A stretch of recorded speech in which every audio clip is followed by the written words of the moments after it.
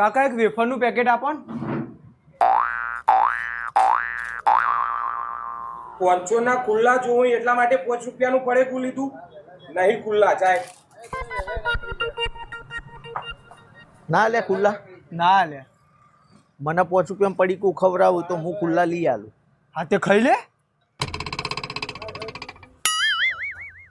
કાકા એક વેફરનું પેકેટ આલજો.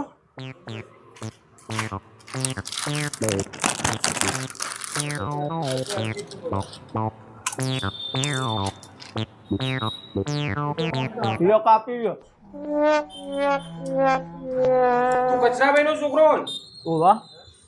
આ તારા બાપાના 495 રૂપિયા બાકી હતા એ કપાઈ જાય એવું કહી દેજે પડેકું લઈને હેડવાન કર.